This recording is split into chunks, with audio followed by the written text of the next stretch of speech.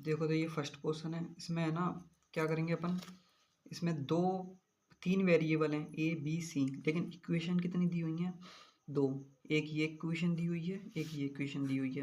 Value putting method में लगता ही क्या मेथड है, अगर इक्वेशन वेरिएबल से कम दे रखी हैं तो जो एक्स्ट्रा वेरिएबल है ना उस एक को, जैसे ये दो दे रखी हैं और वेरिएबल तीन है, तो एक इनमें से वेरिएबल को अपन कुछ भी मान रख सकते हैं। जैसे सी को अपन जीरो कर देंगे तो सी जीरो हो जाएगा यहाँ, और यहाँ भी जीरो। तो A plus B equal to 6 and A B equal to 13। अब इसे अपन सॉल्व करेंगे, ठीक है। C plus A plus A plus B plus 3 A B C. तो इसमें जहाँ जहाँ सी है वहाँ अपन जीरो रख देंगे, क्योंकि अपन सी की वैल्यू जीरो मानी है। तो सी जीरो रखेंगे ये कट जाएगा, सी जीरो रखेंगे ये कट जाएगा, सी यहाँ जीरो रखेंगे ये कट जाएगा। अब ये बचेगा, इसका मान निकाल दो, वही आंसर हो जाएगा। ए बी की वैल्यू क्या है 13, ए प्लस बी की क्या है 6, तेरे ये क्या आएगा, तेरे 6 78, यही आंसर हो जाएगा। और एक और देख लेते हैं आगे। इसमें ना एक ही इक्वेशन दी हुई है, तो अपन यहाँ पर दो को ऐसे मानेंगे ना, ऐसे अगर z को जीरो मान लिया अपन ने और z को जीरो मान लिया, इनमें से एक को जीरो मानेंगे ना, तो यहाँ पर ये क्या प्रॉब्लम हो जाएगी। देखो अगर z को जीरो मान लिया ना तो x इक्वल टू क्या हो जाएगा, अगर z को जीरो मान लिया तो x इक्वल टू क्या हो जाएगा -y। अगर x इक्वल टू -y हो गया तो ये माइनस और ये प्लस, तो ये नीचे जीरो आ जाएगा और नीचे जीरो आना नहीं चाहिए वैल्यू पुटिंग मेथड में। तो अपन सिंपली क्या करेंगे, यहाँ पर एक अपन ऐसे मान लेंगे जिससे जीरो आ रहा हो। जैसे कि क्या मान लें, जैसे कि यहाँ अपन ने सबसे सिंपल क्या हो जाएगा, यहाँ जैसे अपन ने 2 मान लिया, यहाँ -1, यहाँ -1, तो 2 - 2 इक्वल टू 0। तो यही वैल्यू अपन यहाँ रख देगा और यहीं ये वैल्यूज रख देंगे अपन।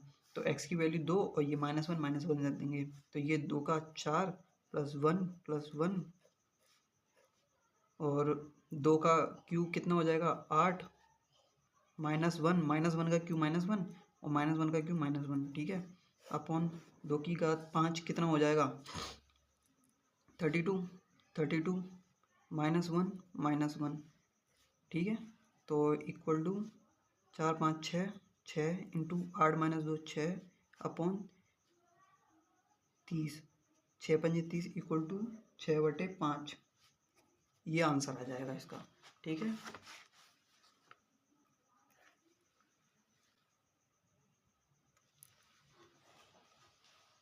अब यहाँ इक्वेशन कितनी है, दो वेरिएबल कितने हैं, तीन वेरिएबल x y और a, और इक्वेशन 2 x और y।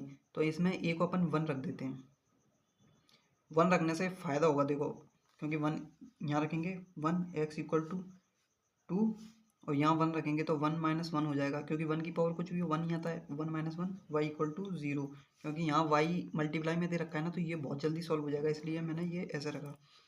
तो x की पावर 4, एक 2 की 4 कितना हो जाएगा 16, ये y से ये ख़त्म +1 equal to 17। Value putting method से आंसर बहुत जल्दी आता है, पर ये है कि बस तुम्हें कॉन्सेप्ट क्लियर होना चाहिए कि वैल्यू पुटिंग रखना कैसे है, कैसे करना है, ठीक है। अभी देखते हैं नेक्स्ट। अब देखो इस क्वेश्चन में एक इक्वेशन दी हुई है, वेरिएबल कितने हैं 3। तो इसमें अपन सी को 0 मान लेंगे, सी को 0 मान लेते हैं और बी को 1 मान लेते हैं।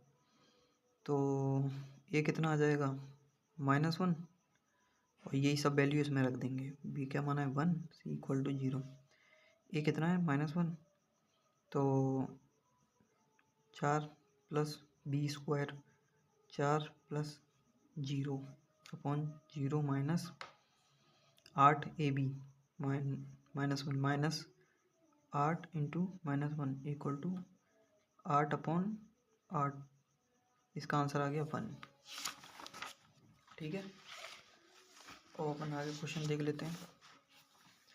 इसमें भी एक इक्वेशन है, तो 0 अपन इसमें नहीं कर सकते क्योंकि ये नीचे बटे में लगी हुई हैं। तो z और y अपन 1 रख लेते हैं, तो y 1 z इक्वल टू 1। तो 1/x इक्वल टू 1/1 1/1 2 इधर जाएगा -1 -1 हो जाएगा। तो x की वैल्यू क्या हो गई -1।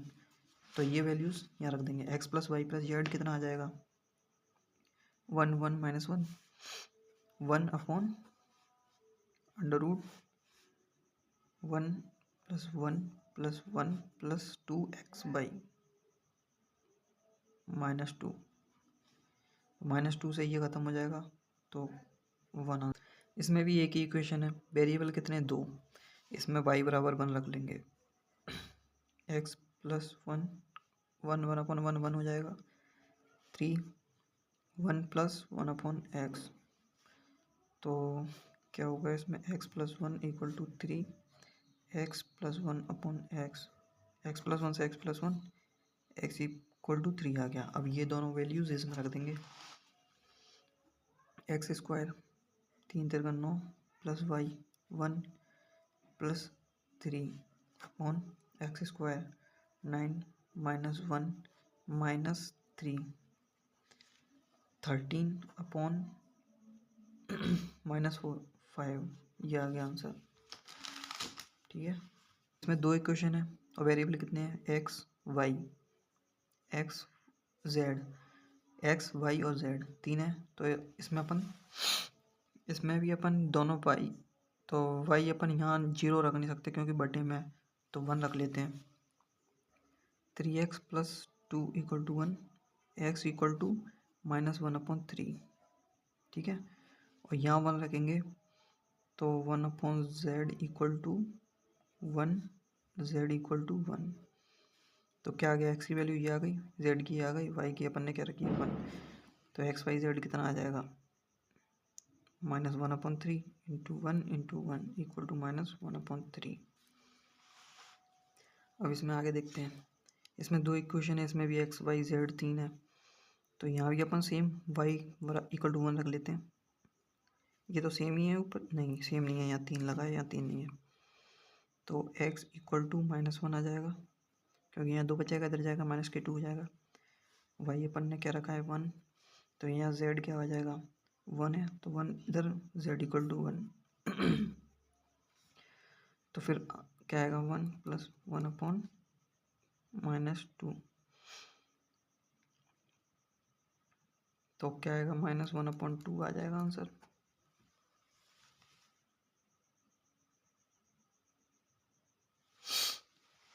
आगे का देखते हैं। इसमें एक ही इक्वेशन है, तो यहाँ सिंपल 0 0 कर दो, ए की वैल्यू भी 0 आ गई। तो यहाँ इसका आंसर क्या आएगा, इसकी वैल्यू 0 इसकी वैल्यू 0। तो किसी की पावर 0 होती है तो क्या होता है 1। तो 1 plus 1 plus 1 plus 1 upon 1 plus 1 plus 1 plus 1 plus 1 plus 1।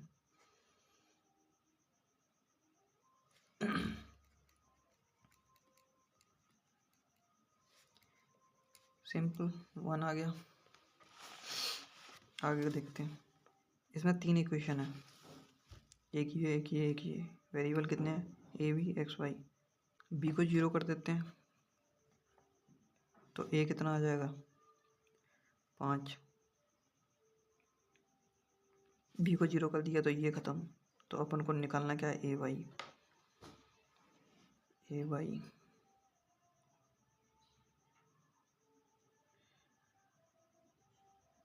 और ए एक्स कितना आ गया, यहाँ से बी को 0 कर दिया तो ए एक्स कितना आ गया 8। ए बराबर कितना है 5, एक्स बराबर 8/5। एक्स बराबर 8/5। तो यहाँ इसमें वैल्यू रख के देखेंगे अपन, वाई की वैल्यू निकाल लेंगे। तो 64/25 प्लस वाई स्क्वायर बराबर 17। तो वाई स्क्वायर बराबर क्या होगा 17 माइनस 64/25। इसे करने का एक मेथड और ये भी हो सकता है, देखो इसमें अपन ए स्क्वायर का मल्टीप्लाई कर देंगे। A square X square plus A square Y square equal to 17 into 25। तो ए एक्स की वैल्यू कितनी है 8, 8 टू 64। तो ए स्क्वायर वाई स्क्वायर बराबर 17 इंटू 25 कितना होगा